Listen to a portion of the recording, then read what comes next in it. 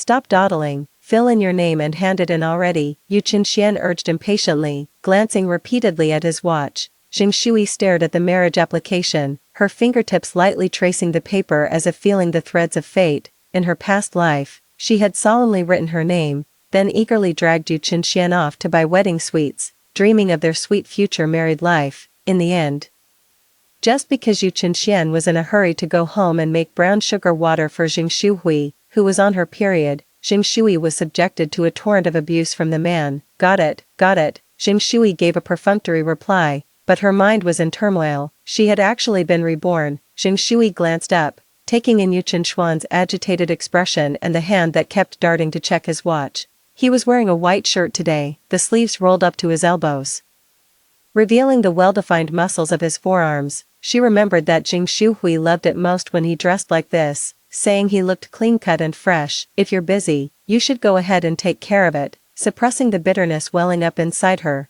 Jing Shui forced a casual tone. I'll fill it out and hand it in myself. He visibly relaxed, his voice softening a little. Don't worry, since we're getting married, I'll take responsibility for you. After a brief pause, he added, but you must stop being jealous of Hui Hui from now on. If word gets out, it will damage her reputation. Jing Shui remained silent. In her past life, she had explained it countless times, yet, in Yu Qinshuan's eyes, she was just a jealous and petty older sister who couldn't tolerate her own gentle and kind-hearted younger sister. Yu Qinshian said nothing more and turned to leave in a hurry. His retreating figure was resolute, without a trace of reluctance. Jing Shui took a deep breath, trying to calm her frantic heartbeat, yet the memories of her past life kept replaying in her mind. On their wedding night, Yu Qinshian had refused to consummate the marriage, using the excuse of needing to care for his sick sister. He even took only Jing Shuhui on trips, using the excuse that she had never been to Beijing.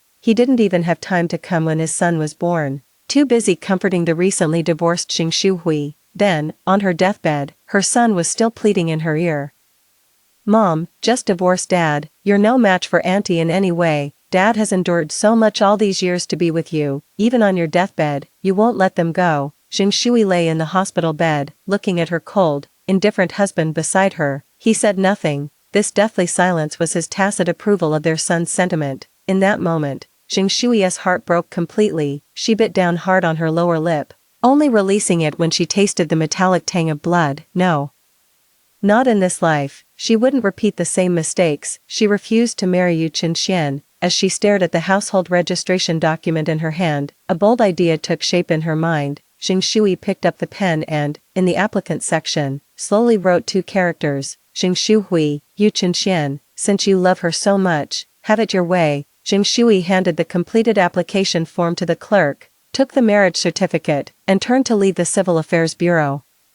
Stepping out of the Civil Affairs Bureau, the sunlight fell on her face, warm and gentle. Jing Shui felt no sadness. Instead, there was an indescribable sense of relief. Jing Shui and Jing Shuhui are biological sisters. After their parents died in the line of duty, both were adopted by the Lu family, because the younger sister, Jing Shuhui, was sweet-tongued and knew how to get things done. She charmed the elderly Lu couple into treating her even better than their own daughter. Mrs. Lu had long harbored the idea of marrying Jing Shuhui off to Yu Qinshian, yet, with a single remark of "I don't want to compete with my sister," she made Yu Qinshian willingly marry Jing Shui instead. In truth, Jing Shuhui was just stringing Yu Qinshian along. After all, back then, Yu Qinshian was just a pilot. Jing Shuhui was holding out for someone better. Jing Shui went to the school to clarify all the necessary preparations for university, including living expenses and other costs. Before heading back with her mind at ease, she had no intention of repeating her past life's mistake of abandoning her studies for so-called love. Back at the family quarters assigned to Yu Qinshian, the moment he stepped inside, he heard Shu Hui's coquettish complaint, "Brother Xian, you rushed back to be with me instead of staying with sister. Won't she be upset? I can spend time with her anytime, but you always get cramps during your period, and I don't feel right leaving you home alone." Jing Shui gave a self-deprecating smile. She suffered from period cramps too, but in her past life, Yu Qinshian never showed her any concern, only ever blaming her. "Stop being so dramatic, every woman goes through this, you're just being a baby." Jing Shuhui's playful laughter drifted from inside the room, followed by a deliberately forlorn tone as she said, "Brother Xian, will you still be good to me after you marry my sister? Of course, Yu Qinxian said with conviction. If I'm not good to you, then who should I be good to? If your sister isn't good to you, I'll divorce her. Jing Shui clenched her fists tightly, just to hold back the overwhelming heartache. So, even in this new life, hearing her husband treat her with such cold indifference still made her sad. Jing Shui composed herself and walked into the room as if nothing was wrong. Upon hearing the door close, Jing Shui immediately feigned concern. Oh, you're back, sis.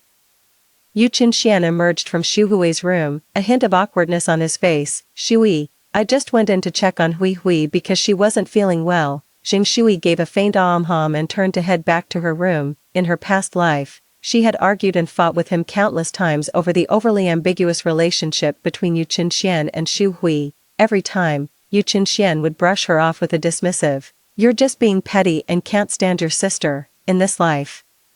She didn't want to waste any more time or energy on such pointless arguments. Yu Qinxian suddenly called out to stop her. Shui, how about we buy some wedding candies to give to the wives at the base? Jing Shui gave him a surprised look, then understood, this was probably his way of compensating her for not making a fuss. A slap followed by a sweet date. It was his usual trick. Her tone was cold and dismissive. No need. There's no point in such formalities. Yu Qinxian was taken aback.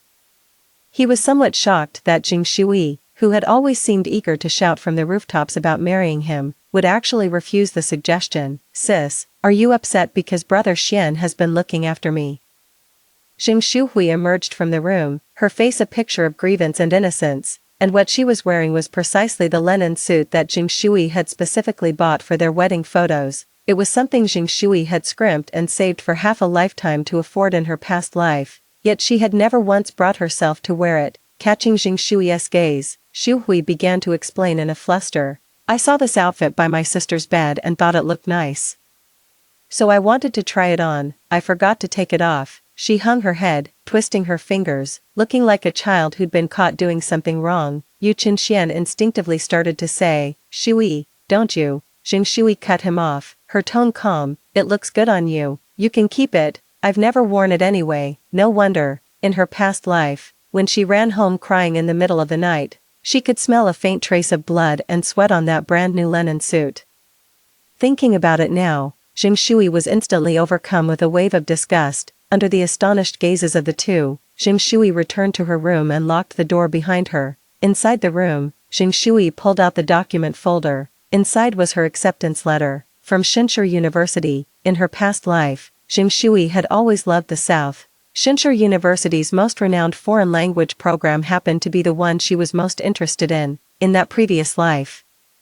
For Yu Qinshuan's sake, Jing Shui gave up her studies and willingly stayed home to serve her in-laws. It's not too late in this lifetime. Jing Shui is determined to live for herself now. Jing Shui pulled out the calendar. In 10 days, she could finally leave this place. She circled the day of her departure with a red pen, the 21st of this month. Time was running out, but Jing Shui had to make every second count to get ready. A sudden knock came at the door, and Jing Shui opened it with impatience. Yu Qinxian was standing outside, holding a thermos of hot water. Here, clean yourself up. You like to be tidy, don't you? He handed over the thermos, his tone carrying a hint of barely perceptible ingratiation. Jing Shui froze. There was no hot water at the base, but because she was particular about cleanliness, she often had to fetch water from the distant canteen. Yet Yu Qinxian never thought to bring any back for her.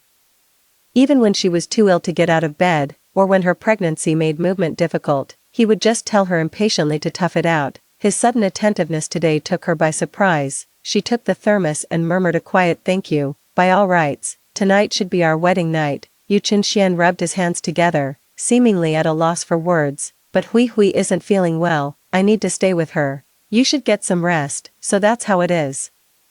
She had completely forgotten. It was the same in her past life. When she returned home, she found Yu Qinxian in Jing Shui's room, taking care of her. She questioned and argued, only to be locked out by Yu Qinxian in the end. Jing Shui cried all night in the bitter wind, eventually becoming the laughingstock of the entire base. Fine, you take good care of her. Seemingly stung by her indifference, Yu Qinxian said with a hint of guilt, I'm being transferred to the capital next week. We can consummate our marriage then. I only see Hui as a little sister. It's fine. She's like a sister to me too, you take good care of her. Jing Shui shrugged indifferently and made a move to close the door. Yu Qinxian suddenly reached out to block the door. Aren't you really jealous at all? He couldn't understand why. But ever since they returned from the Civil Affairs Bureau, Jing Shui seemed like a completely different person. Jing Shui shot him a look, signaling him to move aside.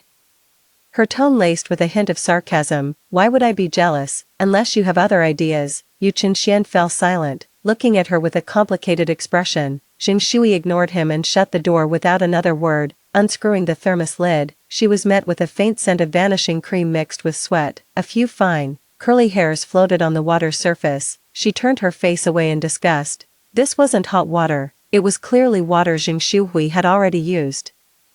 A surge of inexplicable rage shot from the soles of his feet to the crown of his head. Jing Shui snatched up the thermos and charged into Jing Shuhui's room. Inside the room, Jing Shuhui was nestled in Yu Qinxuan's arms, the two of them whispering intimately. Splash, a torrent of hot water, reeking of vanishing cream and sweat, cascaded over their heads, drenching them to the bone with a shocking chill. Jing Shuhui let out a shriek. Yu Qinxian leapt to his feet and roared, Jing Shui!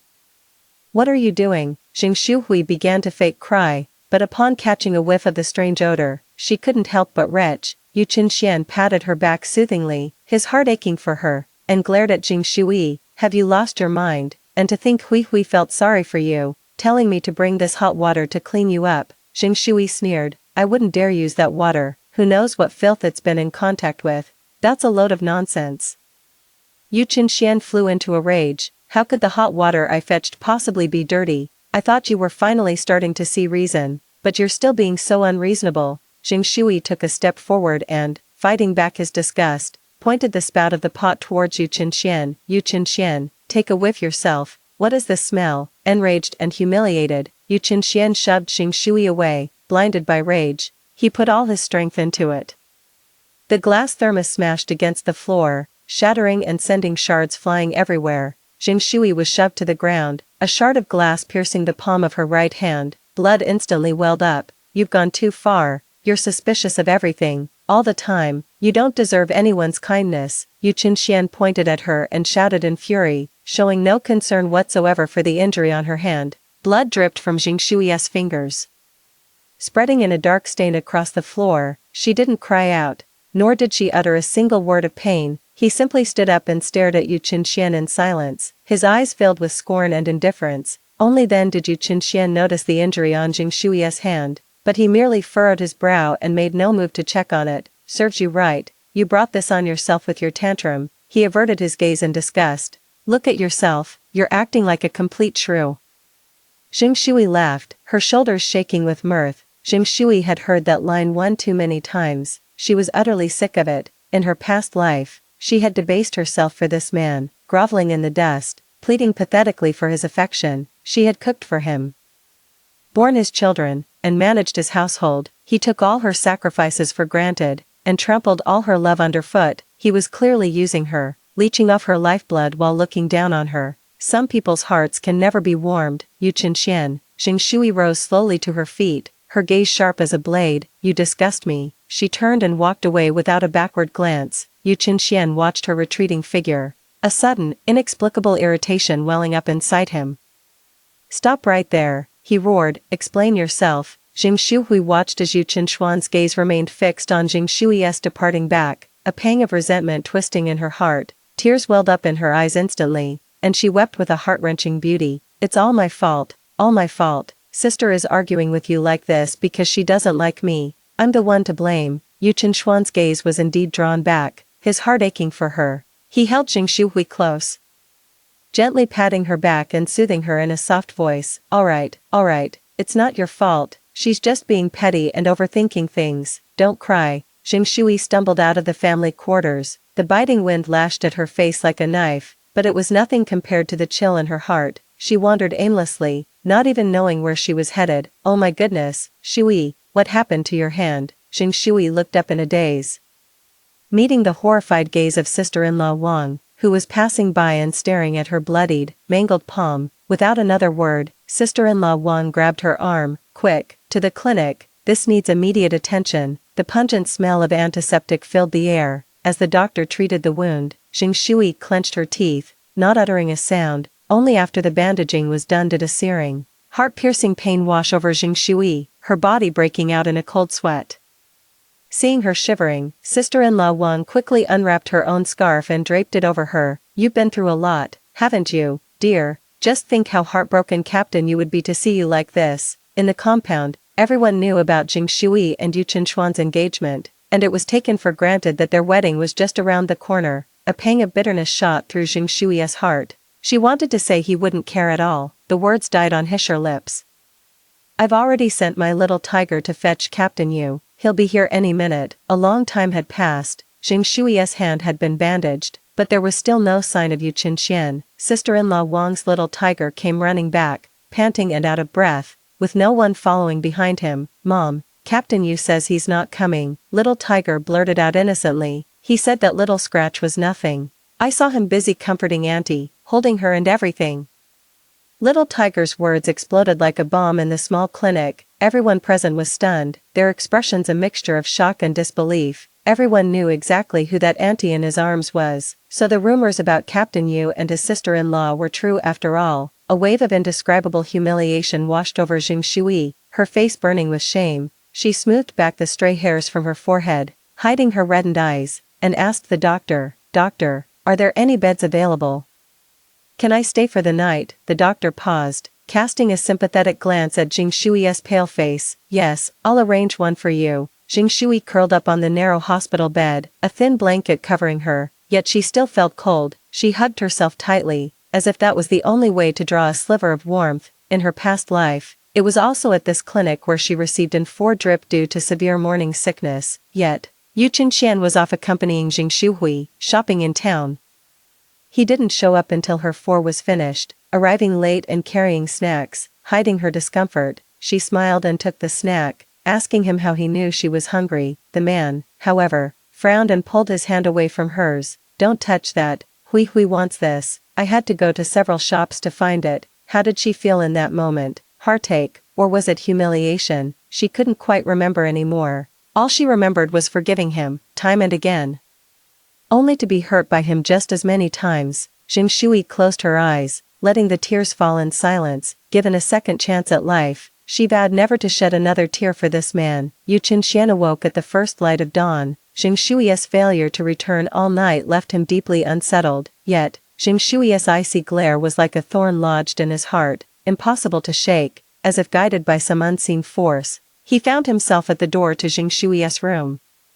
After a moment's hesitation, he gently pushed it open. The room was unnervingly clean, with almost no personal belongings in sight. On the desk sat a calendar, with one date heavily circled in red ink. What was so special about the 21st? It wasn't the date for the trip. Did she have something planned for that day? Looking around, compared to the abundance of decorations in Jing Shui's room, this place felt excessively desolate. A wave of inexplicable guilt washed over Yu Qinxian.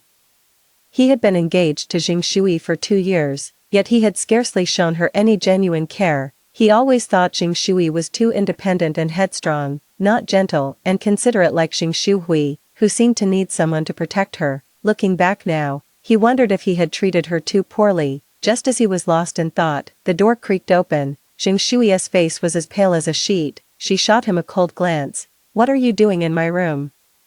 Yu Qinxian instinctively furrowed his brow. She was always like this, her words laced with barbs. She didn't have half the gentleness of Jing Shui. No wonder he couldn't bring himself to like her. He pointed at the calendar and asked, Are you busy on the 21st? Jing Shui's heart sank. None of your business, she blurted out. His tone turned sharp. Can't you just talk to me properly? We are married, after all. Ignoring his complaints, Jing Shui weakly steadied herself on the edge of the bed and sat down. Having walked back after losing too much blood, she felt dizzy and lightheaded. Everything before her eyes grew blurry. What's wrong with you? Yu Qinshuan's tone carried a hint of concern that was hard to detect. Jing Shui let out a cold laugh. What's wrong? Don't you already know? Yu Qinxian thought of her bleeding hand from last night and felt a surge of irritation. It's just a little scratch, isn't it?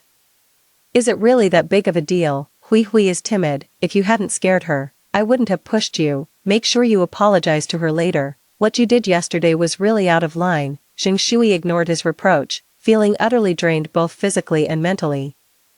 Waves of dizziness washed over her, and her stomach churned so violently she felt on the verge of vomiting. Seeing her in such a weakened state, Yu Qinxian felt the last shred of his guilt evaporate. He thought Jing Shui was just putting on a pitiful act to win his sympathy. "Cat, got your tongue, say something," he said impatiently. "Don't think I'll feel sorry for you just because you're faking sick." Jing Shui closed her eyes and took a deep breath. She didn't want to waste another word or an ounce of energy on this man. "Get out," Yu Qinxian was seething. He pointed a trembling finger at Jing Shui. "You're impossible." He turned on his heel in a fury and stormed out, slamming the door behind him. When I woke again, the sky outside the window was already tinged with the dusky hues of twilight. Jing Shui felt for a piece of fruit candy by the pillow, unwrapping the candy. The sweet and sour flavor melted on the tongue.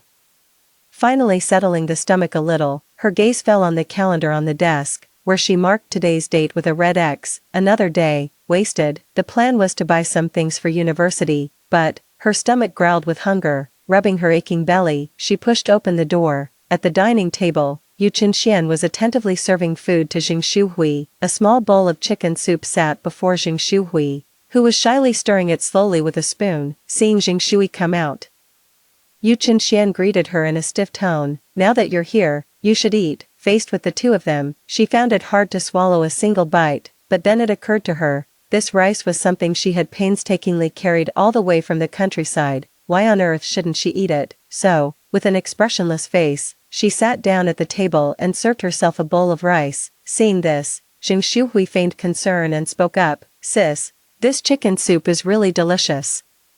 Would you like some?" As she spoke, she made a move to push the chicken soup toward Jing Shui. "No need," Yu Qinxian gently stopped Jing Shui. "It's just one bowl. You're frail and need the nourishment." While saying this, he continued to serve dishes into Jing Shui's bowl. Having experienced the tribulations of her past life, Jing Shui had long grown numb to these two. She ate the plain rice in her bowl in silence, completely unmoved by their performance.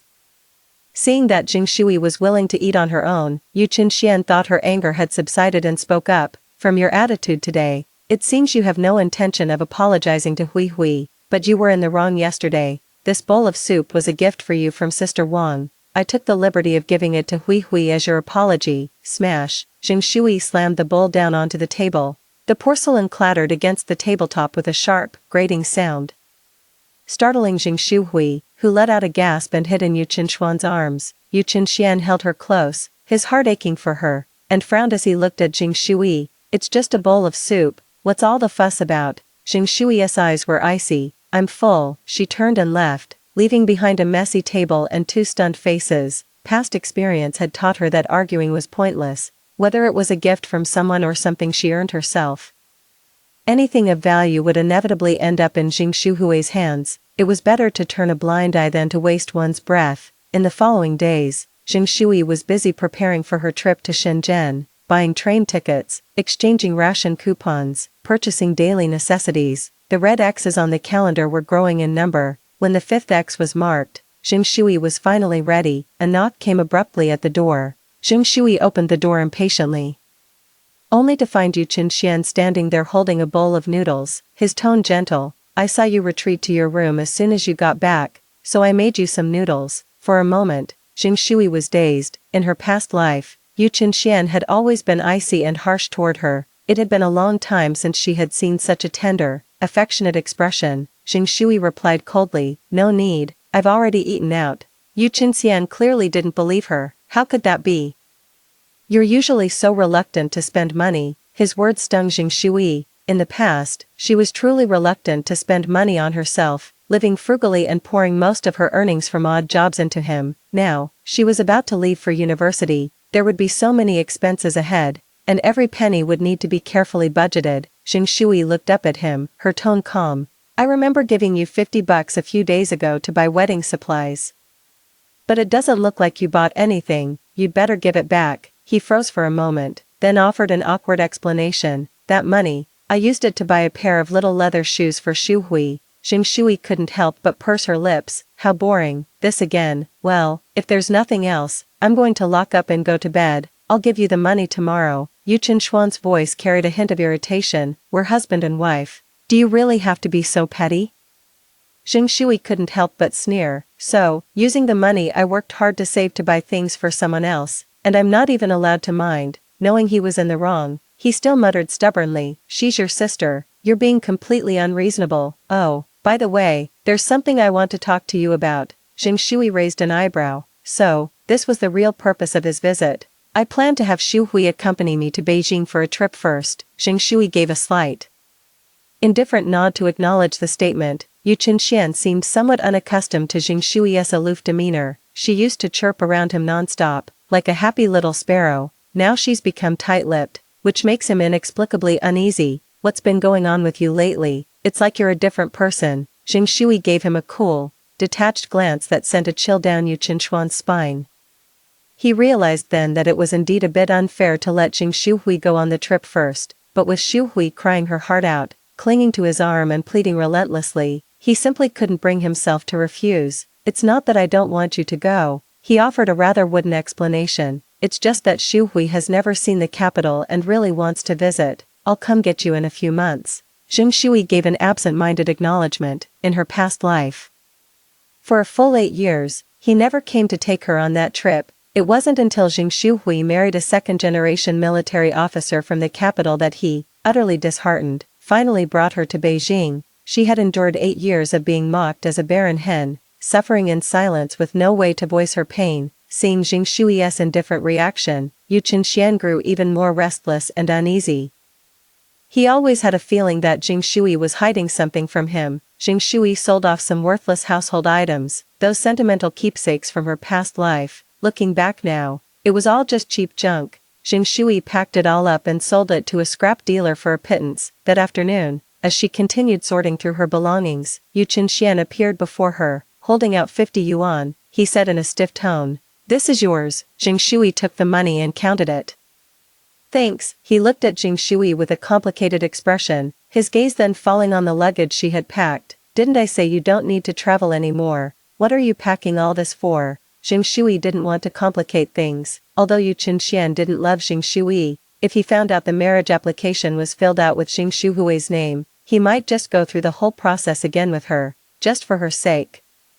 Jing Shui wanted nothing more to do with that despicable pair. "It's nothing, I just wanted to pack my things. Once you leave for the capital, I can finally move back to the countryside." Yu Qinxian let out a sigh of relief, trying to ease the tension. He remembered how Jing Shui had been pestering him to take wedding photos, so he suggested, "Haven't you always wanted wedding photos? How about we go to the studio tomorrow?" Just as Jing Shui was about to find an excuse to refuse, Jing Shui walked in and affectionately looped her arm through Yu Qinshuan's. "Brother Xian, what photo studio? Shui wants to take pictures too." Yu Qinshuan smiled and patted Jing Shui's head. "Sure, we'll all go together tomorrow. You guys go ahead, I've got something on tomorrow." Yu Qinxian frowned. "What could be more important than taking our wedding photos? Go and get them taken first. Jing Shui can go with you to buy whatever you need." His tone was firm, leaving no room for argument. Xu Hui pouted. "Exactly, it's not because of me that you don't want to go, is it, sis?" Jing Shui didn't want to argue any further, so she nodded in agreement to go. Early in the morning, the sound of Yu Qinxian coaxing Xu Hui to get up could be heard from her room, his voice full of pleading. The bright red number on the calendar reminded Jing Shui, 4 days left. In 4 days, Jing Shui would finally be free from this life. They finally shuffled out of the room. Just as Jing Shui was about to lose her patience, Yu Qinxian dutifully fetched hot water and personally washed Xu Hui's face. The old Jing Shui had been blind, naively believing that, if she married him, he would treat her the same way. Jing Shui was lost in thought when Yu Qinxian shuffled awkwardly over to her, a ring clutched in his hand. "Sister-in-law Zhou says it's all the rage to wear wedding rings now. Jing Shui bought one for you." Jing Shui didn't take it. There had been no such ring in her previous life. Xu Hui pouted the moment she saw it. "So pretty, I want one too." Jing Shui graciously yielded. "All right, you can have it then." Yu Qinshuan's face instantly darkened. "Stop fooling around, that's our wedding ring." Xu Hui snatched the ring, slipped it onto her own finger, and waved her hand in front of Yu Qinshuan's face. "Brother Xian, does Jing Shui look good wearing it?" Yu Qinxian looked at Xu Hui, his eyes full of adoration, and nodded with a silly grin. Then, feeling guilty, he turned to Jing Shui and whispered, "I'll buy you one next time, I promise." Jing Shui gave a nonchalant nod. She had heard his promises 100 times before, not one had ever been kept. At the photo studio, Xu Hui went first, even taking quite a few pictures with Yu Qinxian. When it was Jing Shui and Yu Qinshuan's turn, the photographer raised the camera, only to lower it awkwardly. "Oh, my apologies, the film's all used up." Jing Shui was secretly delighted, but kept a straight face. "Oh well, never mind then." After leaving the photo studio, Yu Qinxian took a train ticket from his pocket and handed it to Jing Shui. "It's a standing room only ticket to the capital in 4 days. I don't mean to leave you behind. I'll go get settled first and wait for you in the capital. The journey from here to the capital takes 3 days and 3 nights. Jing Shui couldn't fathom how the man thought he could endure standing the whole way, and there's only one spot on this tour. If she really goes, where will she stay? But asking now obviously won't yield a good answer. Seeing Jing Shui accept the ticket, Yu Qinxian visibly relaxed. "Don't worry, even if we don't live in the base compound, you will still be my one and only wife. Jing Shui will treat you well in the future." He only sees Xu Hui as a younger sister. Jing Shui's expression softened a little. When had he ever spoken such gentle words? Perhaps he wasn't entirely indifferent to her after all. A sedan suddenly shot out from around the corner, heading straight for them. Yu Qinxian pulled Xu Hui into his arms and swiftly dodged aside. In the chaos, someone shoved Jing Shui, sending her stumbling forward. To her horror, the sedan in her line of sight was heading straight for Jing Shui, yet she was frozen in terror, unable to move a muscle. At the very last second, the car swerved sharply, narrowly missing her vital areas, yet the tremendous force of the impact sent her flying, dragging her several meters across the ground. The pain was so intense that Jing Shui's vision went black, and cold sweat poured down her face. The driver scrambled out of the car in a panic and stammered to Jing Shui, "Miss, are you okay? Are you hurt?" The crowd slowly gathered, pointing and murmuring. Jing Shui's gaze cut through the crowd, coming to rest firmly on Yu Qinxian. He was holding Xu Hui, comforting her, completely oblivious to what was happening with Jing Shui. Perhaps he had noticed, or perhaps he simply didn't care. A bitter smile touched Jing Shui's lips as the last trace of hesitation in her heart vanished completely. "So, this is what he meant by 'I'll treat you better in the future.'" The driver took Jing Shui to the hospital. After a series of examinations, it turned out to be just superficial wounds and a minor internal organ displacement. Lying in the hospital bed, Jing Shui ached all over, yet felt an oddly serene calm within. Yu Qinxian stayed by the bedside of the severely shaken Jing Shui, not leaving her side for a moment. It wasn't until the woman was sound asleep that he belatedly remembered Jing Shui was still lying in the hospital. Late at night, Yu Qinxian entered Jing Shui's hospital room, his face etched with exhaustion.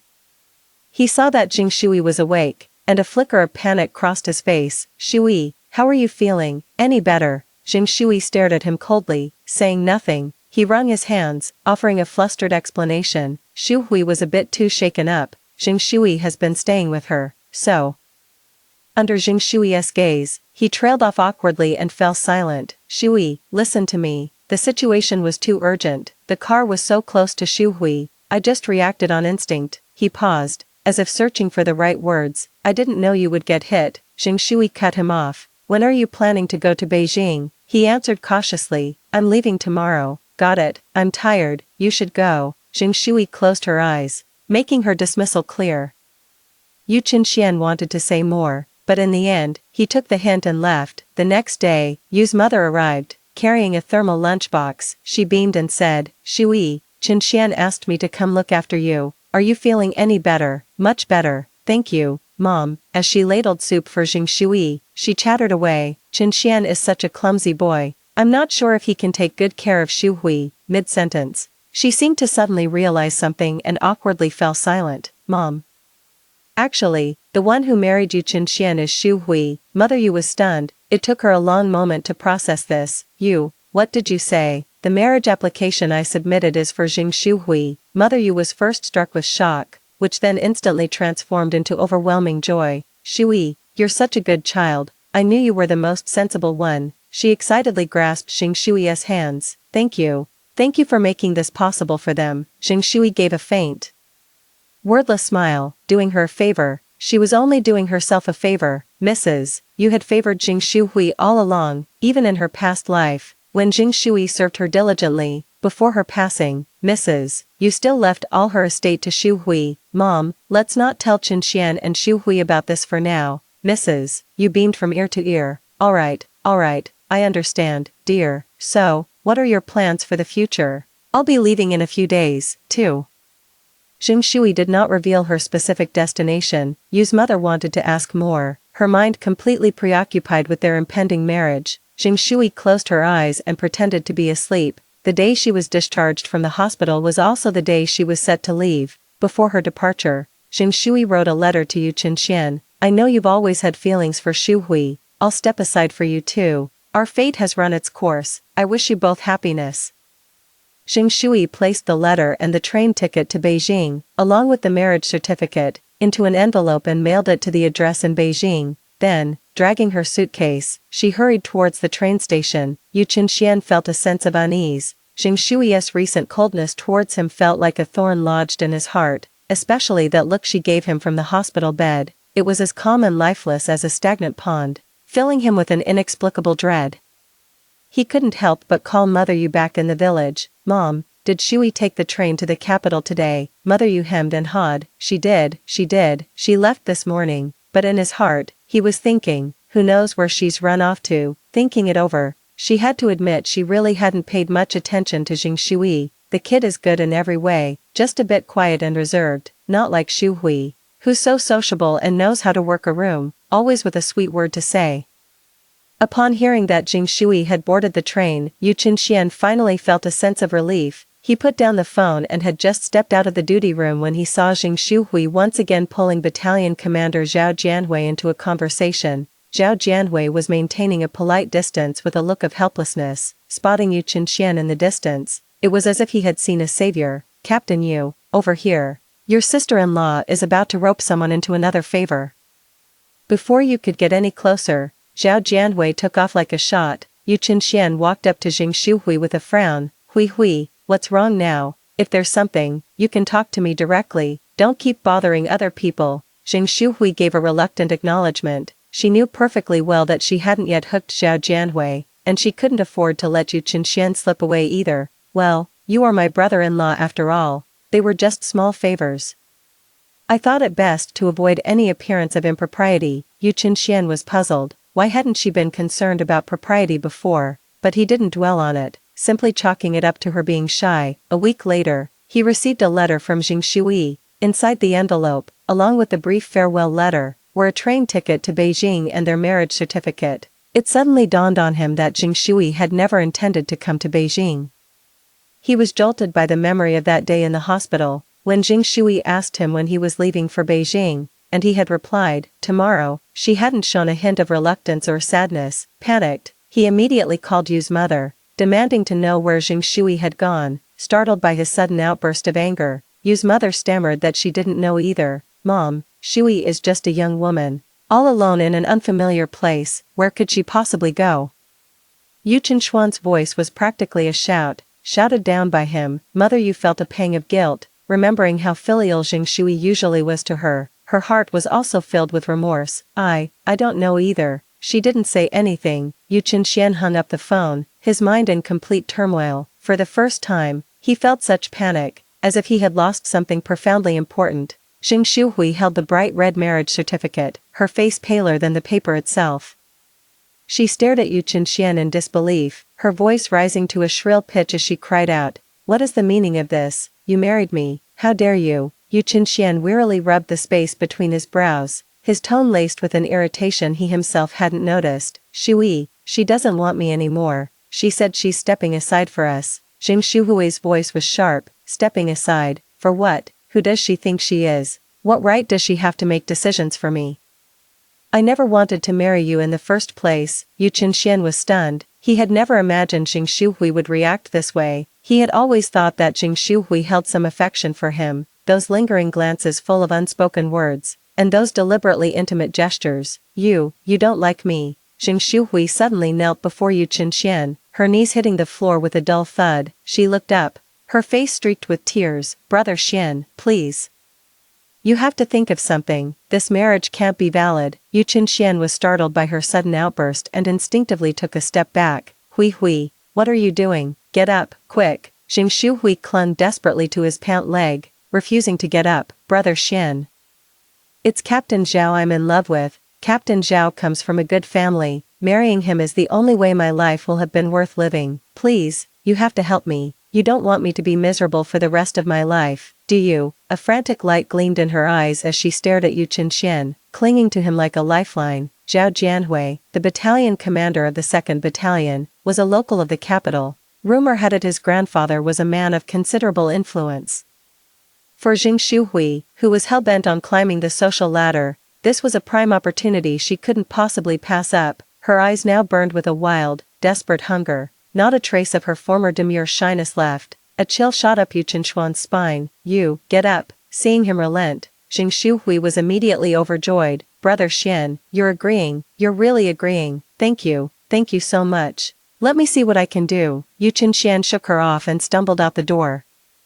The train headed south, the scenery outside the window rushing past in a blur. Xing Shui watched the landscape flash by. She had taken this train countless times. It was the only time she was in the mood to truly appreciate the scenery. In her past life, the first time she took the train to the capital, she was both excited and apprehensive. She endured the long and arduous journey for the sole purpose of being with her beloved husband. But after stepping off the train, Yu Qinshuan's gaze, full of disdain, fell upon her disheveled and travel-worn figure. He uttered a single, icy sentence. How can you be so slovenly? In that moment, all her dreams shattered. After that, she threw herself into learning how to dress and present herself, striving to fit into life in the capital. Yet, Yu Qinshuan's heart was never truly with her. He looked down on her for being unsophisticated, for being uneducated, for being inarticulate. He even resented her for bearing his children. For the body that had become misshapen and unappealing, married life was all about the daily grind, a mess of trivialities and endless chores. When she thought back to that initial flutter of the heart, the memory felt strangely distant. Perhaps it was when she first arrived at the Yu household, feeling like an outsider and living in constant fear. Even when she dared not take an extra bite of food, he would still put more in her bowl. Or perhaps it was in middle school, when Mrs. Yu wanted to pull her out of school, and he stepped forward, saying, if you won't let her continue, I'll support her. It won't cost much. In her youth, she was utterly and completely moved. When she learned she could be engaged to him, Xing Shui was secretly overjoyed, even knowing she was the consolation prize, that he did not love her. But it was the joy of youth, a naive infatuation. How could she not be willing? Miss, wake up. We're almost at the station. A gruff voice pulled her back to reality from her reverie. Xing Shui opened her eyes. The train had already arrived in Shenzhen. As soon as she stepped off the train, a wave of heat hit her. The air of Shenzhen was thick with a damp, unfamiliar scent. It left her feeling slightly unsettled, yet with a faint, thrilling undercurrent. At that moment, however, Yu Qinxian was far from as at ease as Xing Shui. The political commissar's pointed conversation had him squirming in his seat. Qinxian, you're still a newlywed. Why didn't you bring your wife? I heard you brought your sister-in-law instead. The political commissar rubbed his teacup, asking in a seemingly casual tone. Yu Qinshuan's face burned with embarrassment. She wanted to get out and see the world. The political commissar patted him on the shoulder, speaking with grave sincerity. Your sister-in-law is young and doesn't know any better, but you should be more mindful of appearances. A man and a woman alone together, it's a compromising situation. If word got out, it wouldn't look good for your reputation. Next time you're on leave, you should bring your wife along. Stepping out of the office, Yu Qinxian felt his back was soaked with sweat. Recently, Xing Shuhui had been acting far too conspicuously, pestering Zhao Jianhui to chat with her all day long. The flight attendants at the base all knew that instead of bringing his new wife, he had taken his sister-in-law on the trip. Not to mention, some had even witnessed Yu Qinxian helping Xing Shuhui wash her intimate garments, making the rumors even more outrageous. He came home in a foul mood to find Xing Shuhui combing her hair in front of the mirror. Seeing him return, she immediately cooed in a sweet voice, Brother Xian, give me 10 yuan, I'm going to the supply and marketing co-op to buy a silk scarf. I hear they're all the rage right now. Don't forget to make some meat for dinner tonight, I'm really craving it. Yu Qinxian stared at the clearly visible shoe print on the floor. He had accidentally stepped there the day before yesterday, and it still hadn't been cleaned up. A surge of inexplicable anger flared up inside him. Hui, why haven't you cleaned the house? And you just asked for 20 yuan for clothes a few days ago. Why are you asking for more again today? That's no way to live. Jing Shuhui tossed her comb aside, pouted, and looked displeased. You can't make ends meet just because I asked for that little bit. Xian, do you think I'm a burden? Captain Zhao is way more generous than you. I saw him just casually hand his sister $50. Yu Qianxian was deeply troubled. Lately, he couldn't shake the feeling that Jing Shuhui had changed. She had become spoiled, willful, and insatiably greedy. Although the old Jing Shuhui had also been materialistic. At least she used to put on a gentle and considerate act in front of him, but now she can't even be bothered to pretend. He rubbed his temples and explained with forced patience, Hui, it's not that I'm looking down on you, it's just that our circumstances are limited right now. Yu Qianxian sighed, pulling a crumpled 10 yuan bill from his pocket and handing it to Jing Shuhui. She snatched it away, beaming with joy. You're the best. Xianji. I want braised pork belly for dinner, don't forget to add extra sugar. With that, she clattered out the door. The political commissar's warning came back to him, and a dull ache began to throb in his head. The room was a mess, dust and footprints covered the floor, and the air was thick with a sour, stale smell. Yu Qianxian ran a hand through his hair in frustration, then rolled up his sleeves and got to work. He bent down to pick up the dirty clothes from the floor. A wave of cheap, cloying perfume hit him, making him gag. This scent was a world away from the faint, clean smell of soap that always clung to Jing Shui. An image of Jing Shui flashed before his eyes. She always quietly kept the house spotlessly clean. After their engagement, she stayed at the base, doing his laundry, cooking his meals, and mending his clothes. She never spent money frivolously, even secretly taking on work gluing paper boxes just to afford some meat for him. Yu Qianxian murmured to himself, Shui, when I find you, I will make a proper apology. In Shenzhen, Jing Shui stared at the thick professional textbooks, feeling utterly overwhelmed. After her rebirth, her knowledge had almost completely atrophied. Trying to pick it all up again now felt like an impossible task.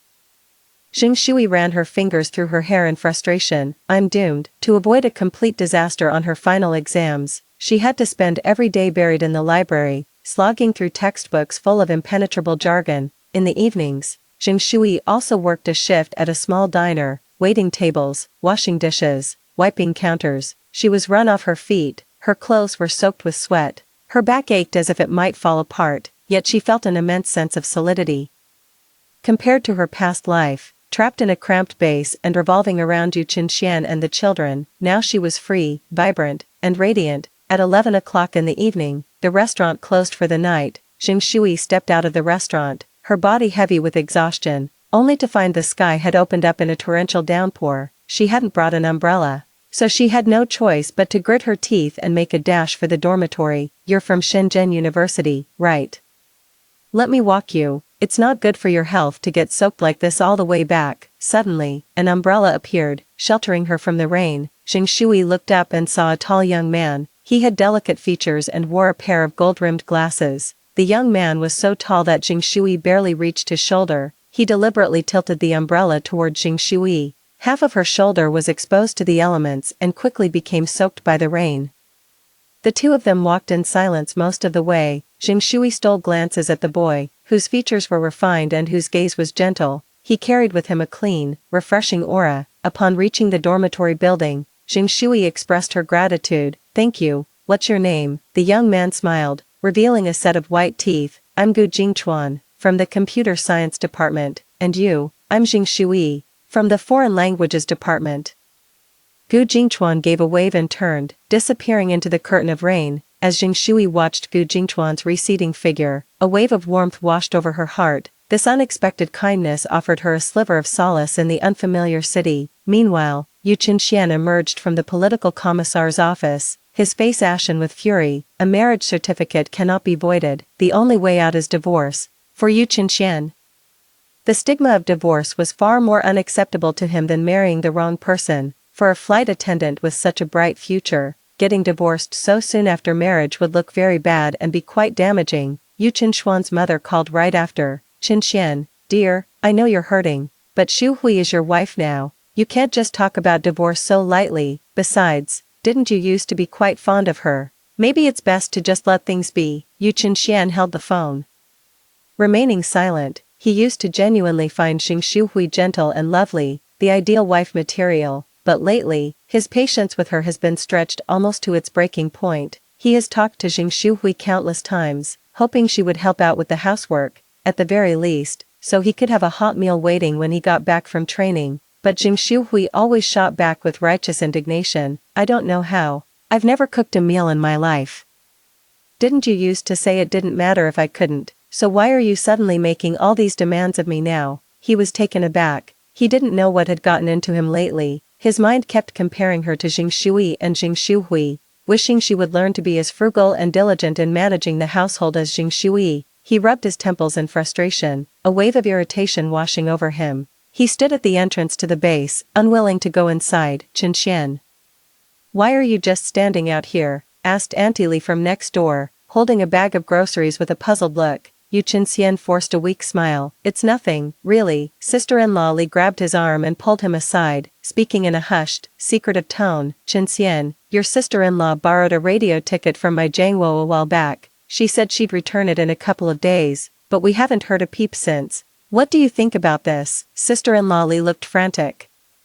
She had gone to great lengths to get a radio ticket as a birthday gift for her mother-in-law, only for her husband to thoughtlessly lend it out. Now her mother-in-law brings it up every single day, and the constant nagging is driving her up the wall. Yu Chen Xian was completely baffled, clearly unaware of the matter. A radio ticket, Shu Hui borrowed it. Another sister-in-law came over and blurted out without any preamble. Chen Xian. Your sister-in-law borrowed 50 yuan from me on Wednesday and told me to collect it from you. Don't you dare try to weasel out of it. Yu Chen Xuan's expression grew increasingly grim. 40 yuan was no small sum. His monthly stipend is barely over 100 yuan, and Jing Shuhui borrowed that much money without even saying a word. Me too, me too. An elderly woman with graying hair pushed her way in. Your sister-in-law said she needed to buy fabric for a new dress. She took 20 yuan from me, promising to pay it back in a few days. That was ages ago. Soon, more and more neighbors from the compound gathered around, all chattering at once about how Jing Shuhui had been borrowing money. Yu Chen Xian felt his head buzzing. Lately, Jing Shuhui had been constantly asking him for money. He refused, and after making a fuss for a while, she stopped. He thought she had finally accepted her situation, but it turned out she was borrowing money from everyone. Suppressing his rage, he forced a thin smile. Ladies, aunties, my apologies. I truly had no idea about this. Tell you what, let me go home and check on this situation first. I'll get back to you all with an answer. With that, he practically fled into the base in a panic. As soon as he entered, he saw Jing Shuhui wearing a Dacron dress she had asked someone to buy from Shanghai, applying makeup in front of the mirror. Shuhui, you. Just as Yu Chen Xian began to speak, Jing Shuhui cut him off in a coquettish tone.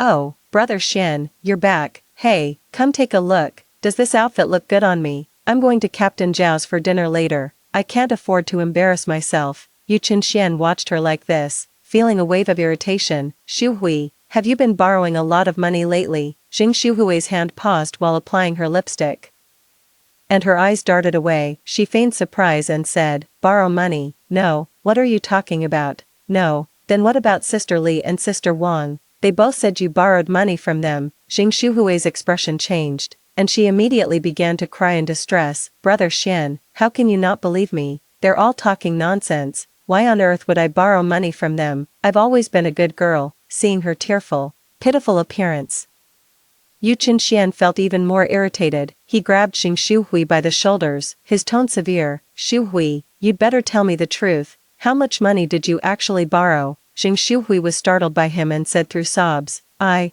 only borrowed a little bit. How much is a little bit? Just a few hundred. Jing Shuhui's voice grew fainter. A few $100. Yu Chen Xian felt like he was about to break down. Jing Shuhui, do you have any idea what a few $100 even means? My monthly allowance is only 100, and you borrowed this much money. Seeing that her secret was out, Jing Shuhui stopped playing the victim and instead spoke with righteous indignation. So what if I borrowed money? You wouldn't help me get together with Captain Zhao, so I had to buy gifts and make an effort myself. Just look at those senior flight attendants. Every single one of them is dripping with gold and jewels. How can I possibly go out looking this shabby? Yu Chen Xian let out a bitter laugh at her words. Fine, you win. What about the radio ticket then? How do you explain that? A smug look filled Jing Shuhui's eyes. I bought a radio. That was my gift for my future mother-in-law. Captain Zhao's mother loved it. Well, she invited me over to her place for dinner tonight, Brother Xian. Doesn't it reflect well on you too if I marry well? When the time comes, I can whisper in his ear.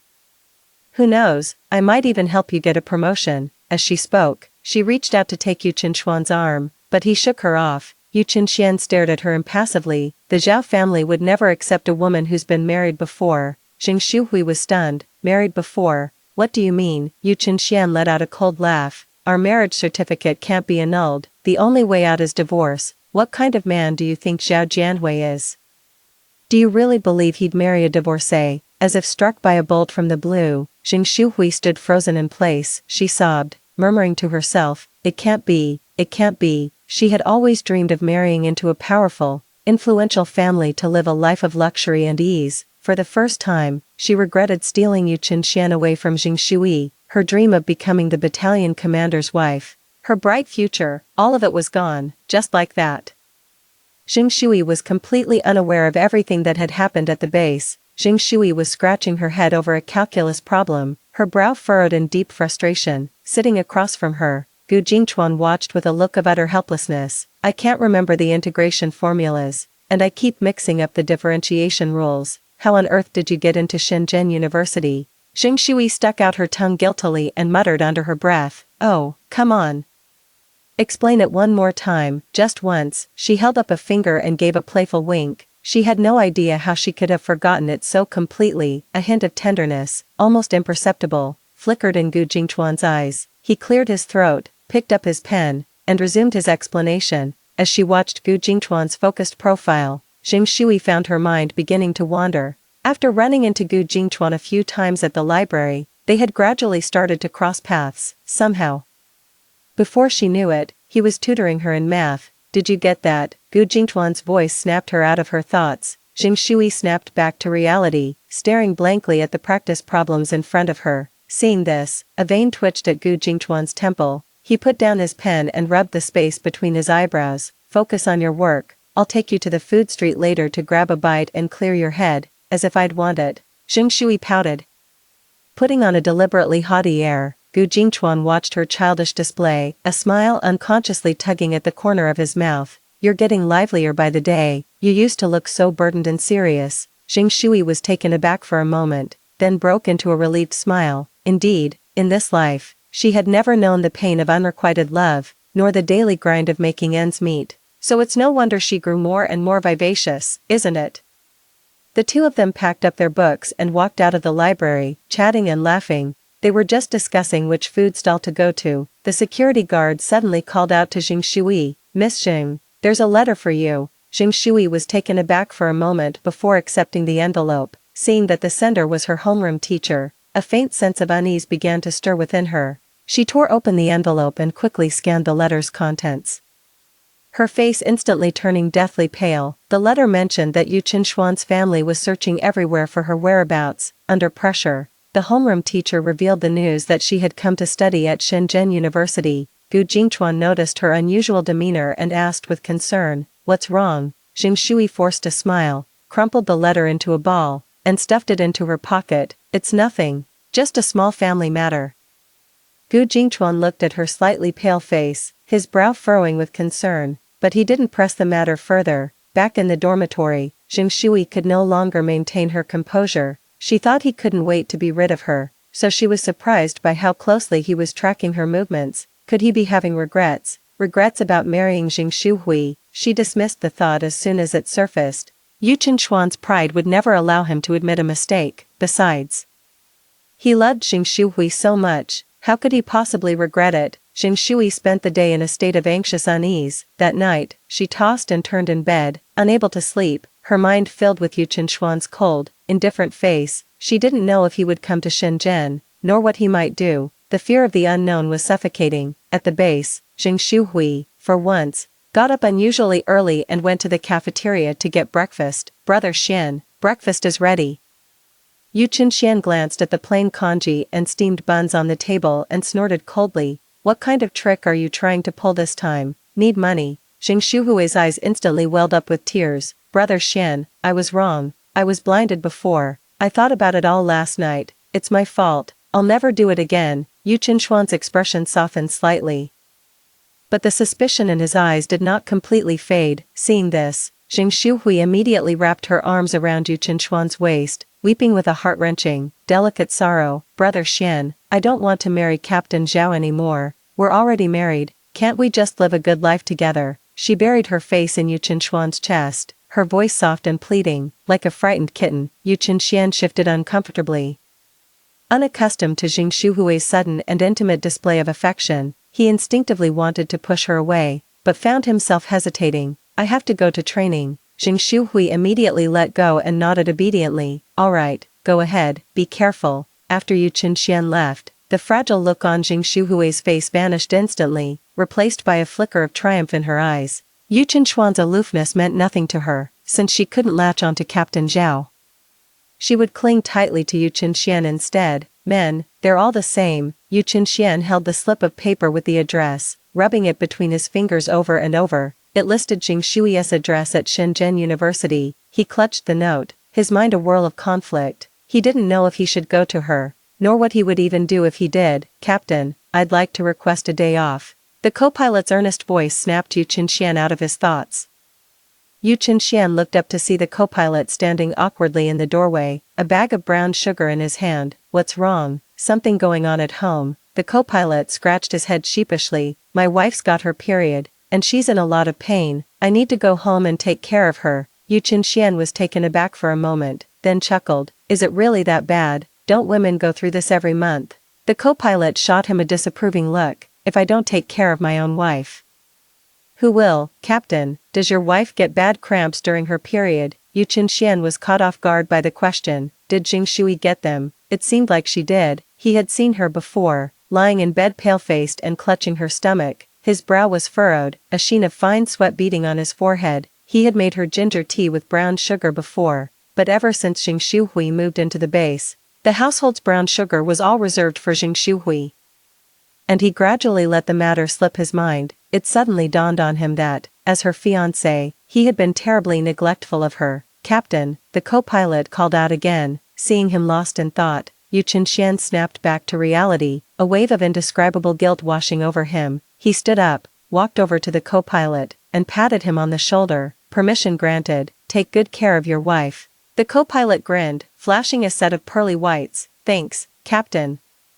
Yu Qinshuan turned and went to the political commissar's office, explained the situation, and requested leave. Although puzzled, the political commissar approved it. He didn't know if this trip of his was the right thing to do, but he knew he had to do something. The green train sped southward. A woman beside him wore a Dacron linen suit. He remembered how Jing Shui had once gazed at a linen suit in a shop window, her eyes sparkling with longing. When I've saved up enough money, I'll wear this for our wedding photo. Okay. Her voice at that moment was as gentle as a spring breeze. He just gave a non-committal then promptly took Jing Shuhui out to a restaurant. Later, that linen suit ended up on Jing Shuhui, and the wedding photo never materialized. Next stop, Shenzhen. The announcement over the loudspeaker pulled Yu Qinshuan back to the present from his reverie, following the address on the slip of paper.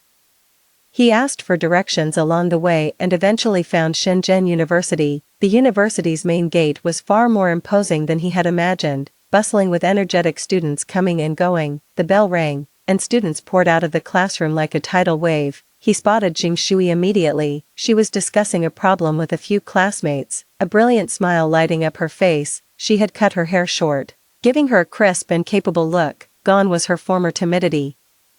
It was as if she had been reborn as a completely new person. Yu Qinshuan was utterly transfixed, his heart pounding in his chest. It was only then that he realized how delicate and refined Jing Shui's features truly were. It was just that her usual, sullen expression had always obscured her beauty. He took a deep breath, gathered his courage, and walked over. Shui. Jing Shui heard someone call her name. She turned around and saw Yu Qinshuan, the smile instantly vanishing from her face.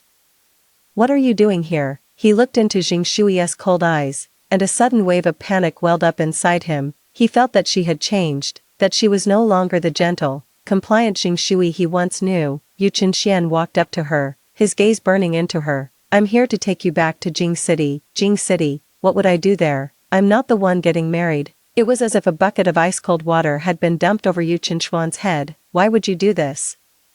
Why did you put Shu Hui's name on the marriage application? why didn't you go to the capital? Jing Shui stared at him coldly, her gaze sharp as a knife. I don't want a husband whose heart belongs to someone else. That's disgusting, absolutely revolting. He stared at her in disbelief. How can you say that? You were never like this before. Jing Shui lowered her gaze, veiling the mockery in her eyes. Yu Qinxian. All I want now is to focus on my studies, and start a new life.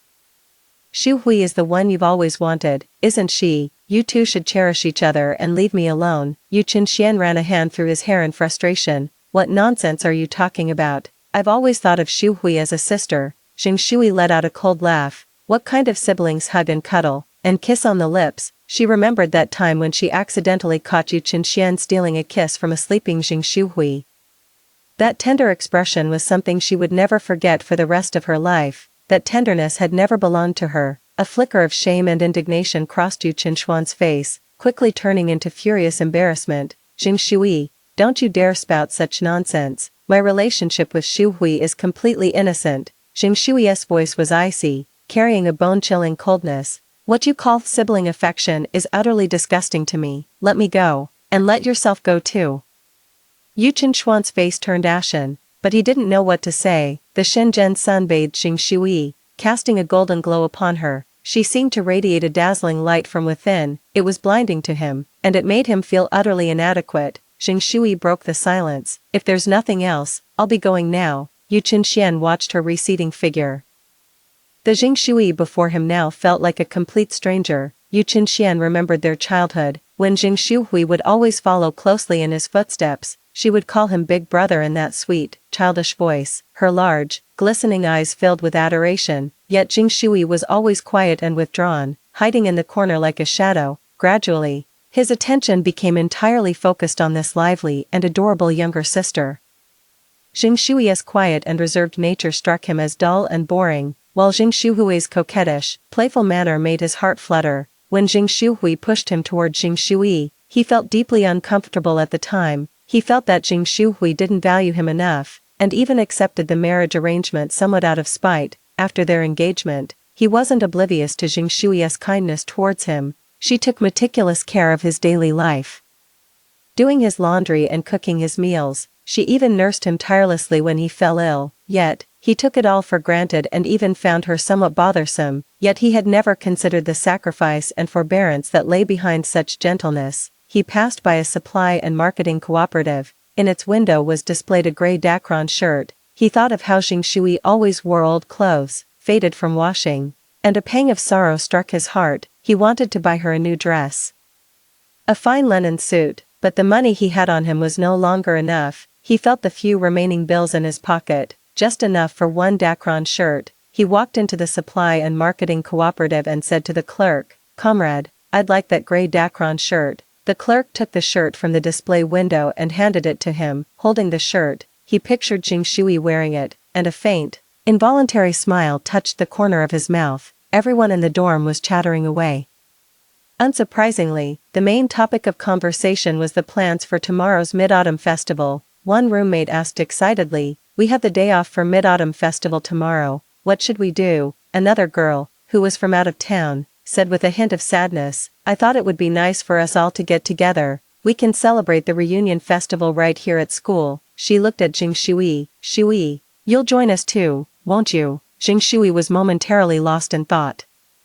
The Mid-Autumn Festival. It was also her birthday. Even as a child, when she was overlooked by her parents, she would still get a little cupcake on her birthday. After she was adopted, no one remembered it anymore. She gave a slight nod. "Okay." Just then, someone called out, "Jing Shui, someone is here to see you downstairs." Coming downstairs, Jing Shui was surprised to see Gu Jingchuan. "Is something up?" Gu Jingchuan looked at her, a faint smile playing on his lips. "Any plans for tomorrow?"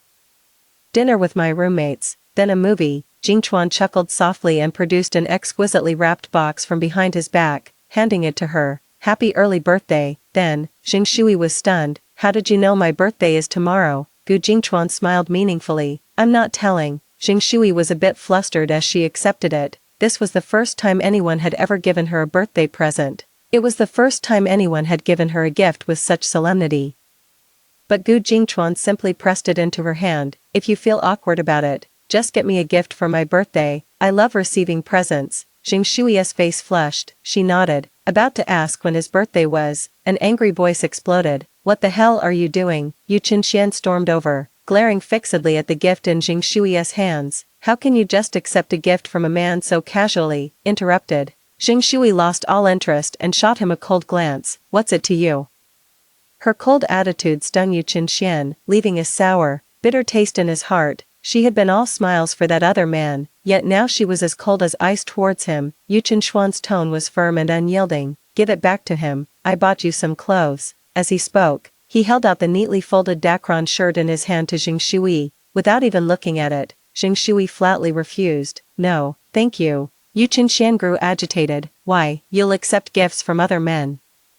But not from me. Are you already that taken with someone else? Gu Jingchuan spoke coolly. Watch your tone. I was merely giving her a birthday gift. Intimidated by Gu Jingchuan's imposing presence, Yu Qinxian took a step back and retorted instinctively. It's nowhere near her birthday. Her birthday is clearly May 26th. A chill spread from the depths of Jing Shui's heart. With a cold expression, she said. That was Jing Shui's birthday. Yu Qinxian froze. Was today Jing Shui's birthday? He couldn't recall any memory of her celebrating a birthday. All he remembered were the lively scenes of their parents celebrating Jing Shui's birthday, accompanied by a casual, offhand remark. Let's consider this a celebration for Shui too. A complex, indescribable feeling welled up inside him, but he quickly pushed it down. He retorted defiantly, are you that close to her? What gives you the right to buy her a birthday gift?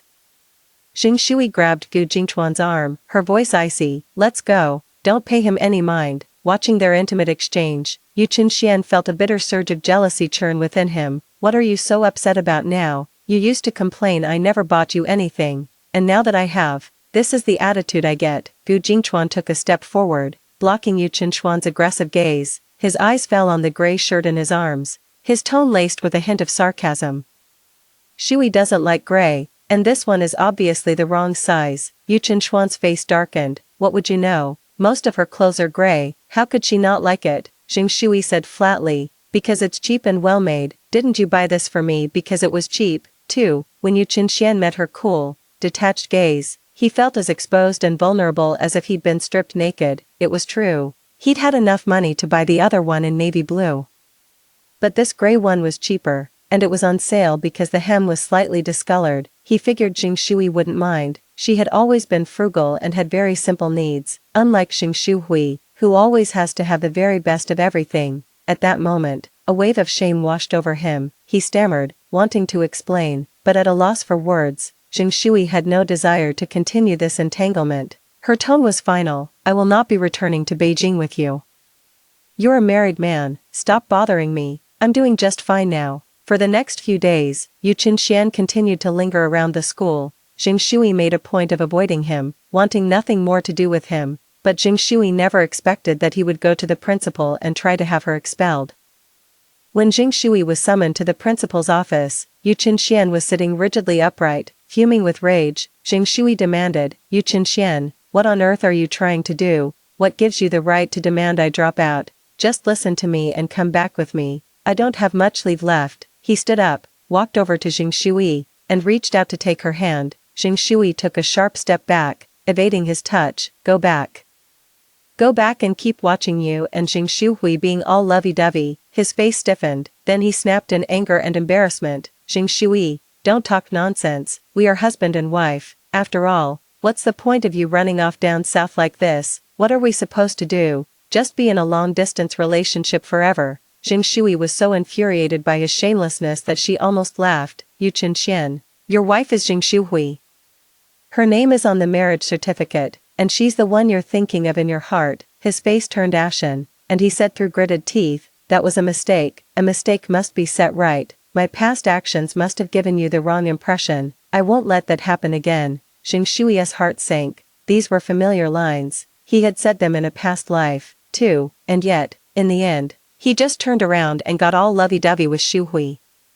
Jing Shui turned to the principal and pleaded earnestly, Principal, I truly wish to continue my studies here. Please don't make me withdraw. The principal looked at Jing Shui, then at Yu Qinxian, pondered for a moment, and said, Mr. Yu, since you have no relation to student Jing Shui, you cannot process her withdrawal on her behalf. Jing Shui finally let out a sigh of relief. Yu Qinxian was about to say something more when the principal cut him off. Mr. Yu, if there's nothing else, please leave, I have work to attend to. Yu Qinxian was growing anxious as the holiday was slipping away day by day, but Jing Shui was not only avoiding him, her attitude towards him was also growing increasingly cold. Once again, he intercepted Jing Shui as she was leaving class. Seeing him, Jing Shui furrowed her brow and immediately turned to leave. Yu Qinxian lunged forward, blocking her path. Shui, please, let me explain. Before he could finish, a delicate figure darted out from behind him, a voice choked with sobs cried out, "Sister!" Yu Qinxian froze, rooted to the spot as if struck by lightning. It was Jing Shuhui. He hadn't told Jing Shuhui he was coming to Shenzhen this time. Guiltily, he glanced at Jing Shui,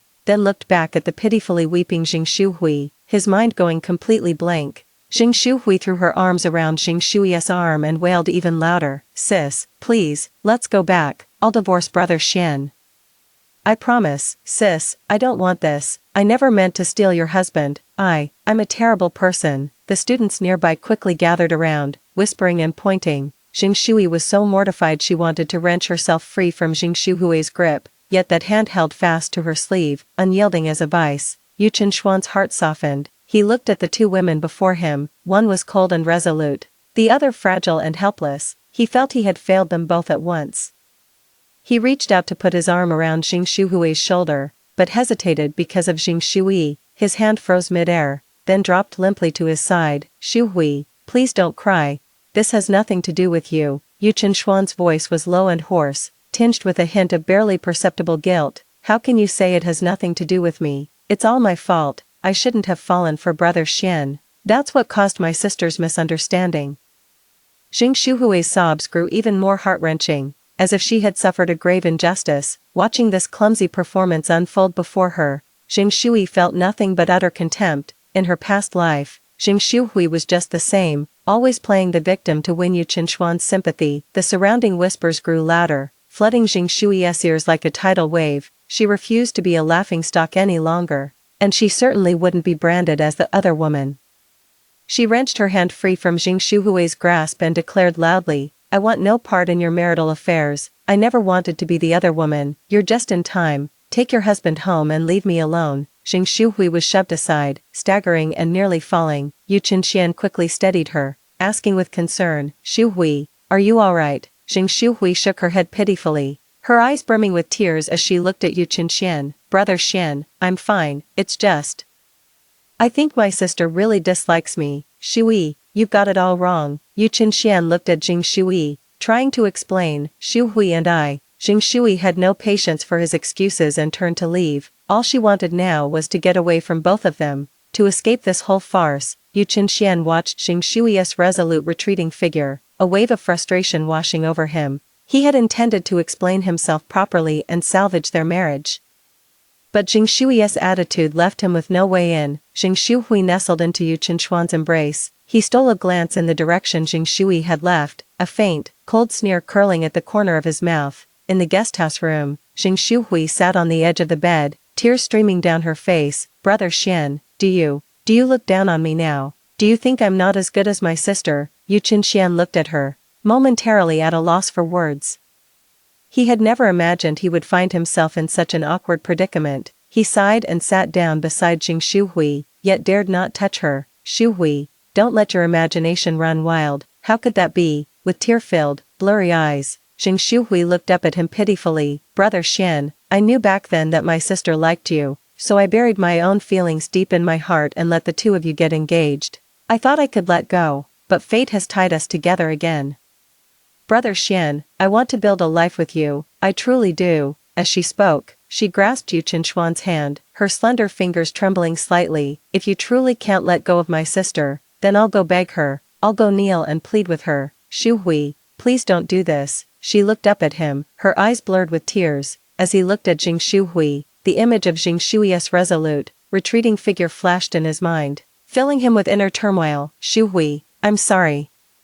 He finally spoke the truth in his heart. "I did have feelings for you once, but I can't let go of Shui. I've let her down too much. We were indeed too close in the past. I don't blame her for misunderstanding, but I will treat her well from now on." Jing Shuhui's expression froze, her carefully crafted look of pitiful vulnerability nearly crumbling. She took a deep breath, forcing herself to muster a smile. It's okay, Brother Xian, I understand. I never meant to take sister away from you. She paused, then added in a low voice, I'm hungry. It was only then that Yuchen Xian remembered they had been on the road all this time and hadn't had dinner. He stood up, patted Jing Shuhui on the shoulder, and said, I'll go get some food, wait here for me. Jing Shuhui nodded obediently and watched as Yuchen Xian walked away. Once the door clicked shut, she pulled a small white packet from her bag. She carefully tore it open and poured the powder inside into a glass of water. It was an aphrodisiac she'd gone to great lengths to get from a veterinarian, meant for pigs, and notoriously potent. She'd only used a third of it. That should be more than enough. As she watched the clear water in the cup grow murky, a cold smirk curled at the corner of Jing Shuhui's lips. In this life, Yuchen Xian was fated to be hers. By the time Yuchen Xian returned, Jing Shuhui had already resumed her usual facade of delicate helplessness. She took the boxed meal he handed her and began eating it in small, delicate bites. She would glance up at him from time to time, her eyes filled with adoration. Yuchen Xian couldn't bring himself to look at her, his guilt growing heavier. He felt he had wronged both Jing Shui and Jing Shuhui. He picked up a piece of meat and placed it in Jing Shuhui's bowl. Eat more, you're too thin. Jing Shuhui gave a sweet, obedient nod and smiled. Thanks, Xianji. After the meal, Jing Shuhui picked up a glass of water and offered it to Yuchen Xian. Here, Xianji, have some water. Yuchen Xian took the glass and drank it all in one go. In less than 5 minutes, Yuchen Xian began to feel his body growing hotter and hotter. A wave of feverish heat rose from the depths of his being. His breathing grew ragged, his gaze distant and unfocused. Jing Shuhui let herself fall into Yuchen Xuan's arms, a flicker of triumph flashing in her eyes. He murmured, reaching out to stroke Jing Shuhui's cheek. Shui, I've missed you so much. A wave of revulsion washed over Jing Shuhui, but she forced herself not to show it. With a soft, coquettish murmur, she leaned in and pressed her lips to Yuchen Xuan's. The night was one of tender passion. The next morning, Yuchen Xian awoke with a splitting headache.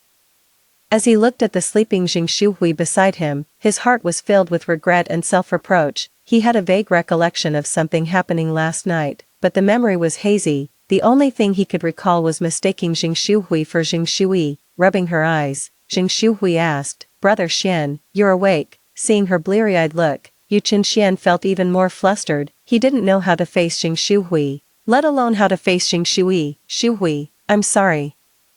A wave of helplessness washed over him. He and Jing Shui truly had no future together. Jing Shuhui seemed to have anticipated his words. She leaned into his embrace. Brother Xian, please don't say that. I understand everything. I don't blame you. I was willing. After all, we are husband and wife now. Yuchen Xian turned around, seeing her bashful expression. His guilt deepened. He took a deep breath and said with firm resolve, I will take responsibility for you. I will make this right.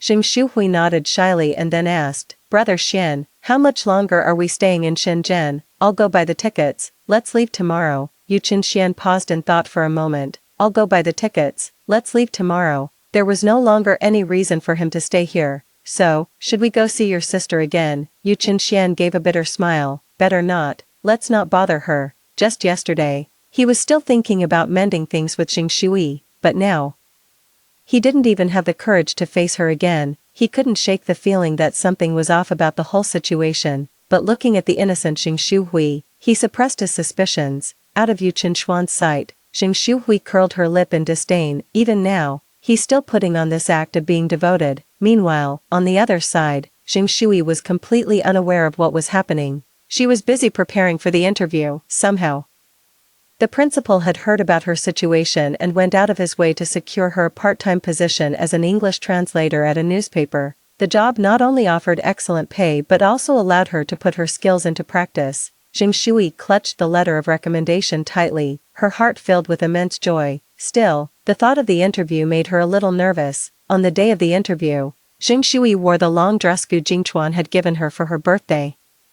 The dress was a pale green, tailored to fit her perfectly, accentuating her slender figure and elegant demeanor. She turned in front of the mirror, a smile unconsciously curling at the corner of her lips. You look beautiful, Gu Jingchuan said with genuine admiration. A faint blush colored Jing Shui's cheeks. Thank you, Jingchuan. Don't mention it. You deserve it. Gu Jingchuan replied with a gentle smile, come on. I'll walk you there, all the way, Gu Jingchuan kept encouraging her.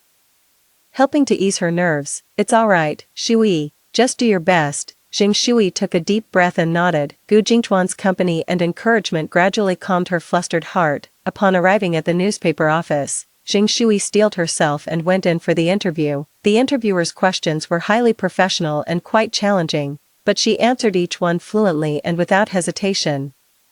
She demonstrated a solid command of her field and exceptional fluency in spoken expression. After the interview, the lead examiner smiled and said to her, Comrade Jing, your performance was outstanding, and we are very pleased. Congratulations, you've been accepted. A wave of relief washed over Jing Shui, and a brilliant smile spread across her face. Thank you. Jing Shui genuinely loved English, even in her past life. Without attending university, she never stopped learning it.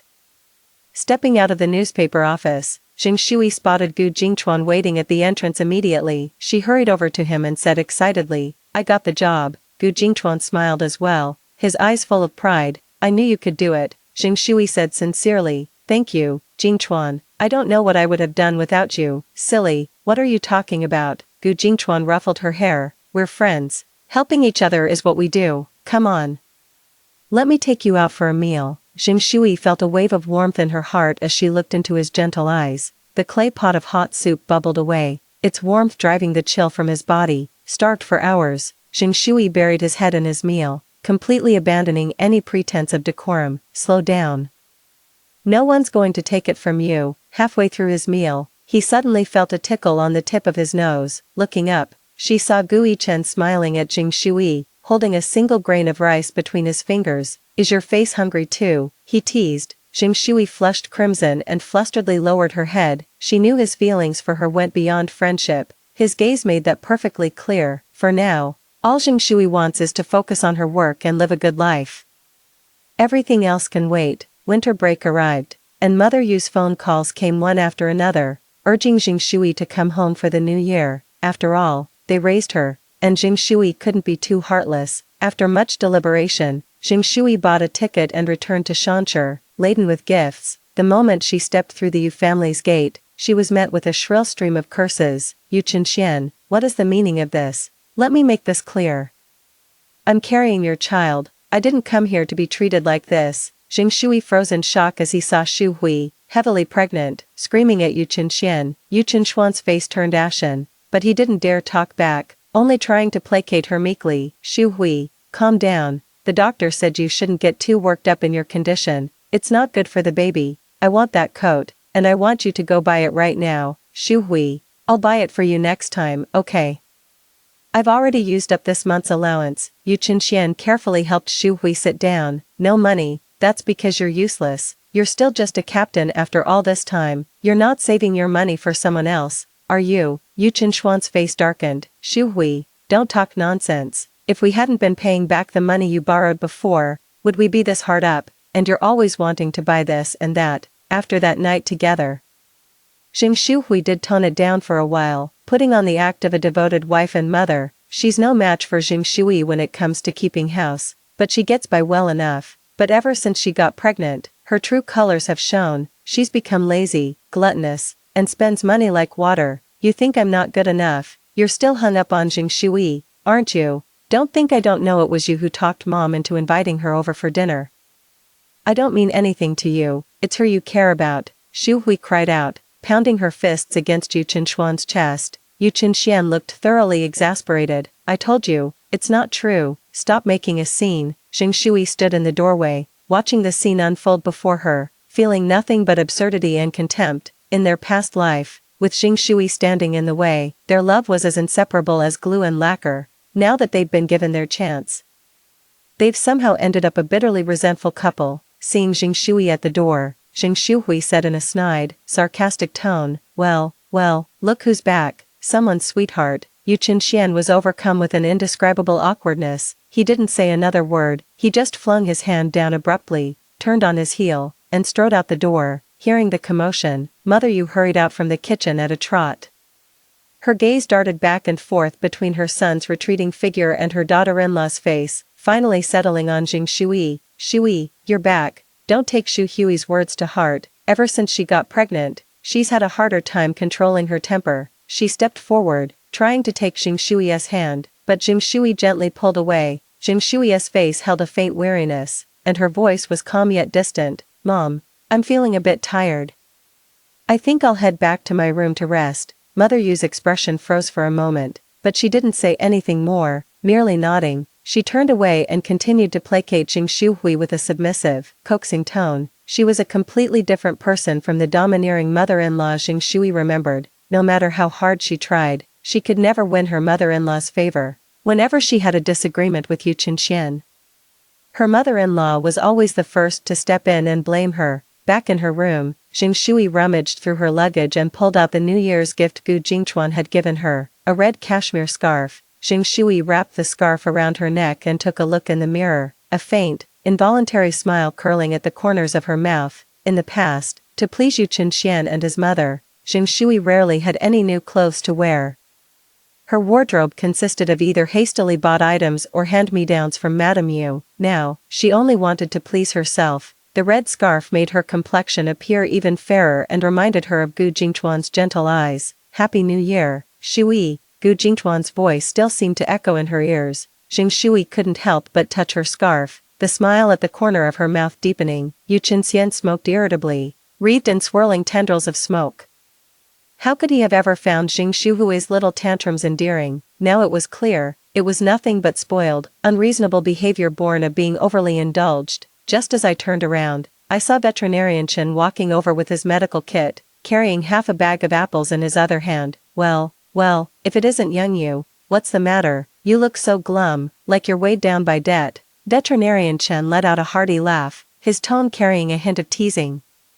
Yu Qinxian forced a smile. Dr. Chen, what brings you here? Just got back from the countryside, dropping off some things for the family. Veterinarian Chen shook the cloth bag in his hand. By the way, Captain Yu, is your bay still able to raise pigs? About that thing your wife asked me for last time. He paused, lowering his voice. That aphrodisiac for breeding pigs, did it work? Yu Qinxian nearly dropped his cigarette. He was stunned, his mind reeling as a sense of foreboding washed over him. What, my wife? When did she come to you for it? Veterinarian Chen scratched his head. Early last October, she came rushing over, saying the pigs at the base weren't going into heat and she needed it urgently, so she just took it. Yu Qinxuan's mind flashed back to that night in the guest house, with Jing Shuhui. A surge of rage shot through him. Jing Shuhui. She actually dared to scheme against him. Upon returning home, Yu Qinxian stormed straight into the bedroom, where Jing Shuhui was lying on the bed, eating nuts. Shuhui, Veterinarian Chen said you went to him for aphrodisiacs last October.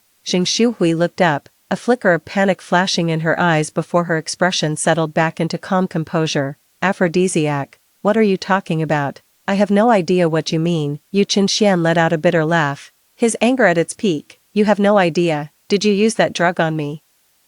Jing Shuhui fell silent for a moment, then simply admitted it. That's right. So what? Yu Qinxian could scarcely believe his ears. You, how dare you? What right do you have to blame me? Jing Shuhui sat bolt upright, her voice dripping with resentment. If you weren't already engaged and still fawning over me all the time, would Jing Shui have dumped you? Would I have ended up having to marry you? So what if I schemed against you? All I wanted was for us to be a real couple.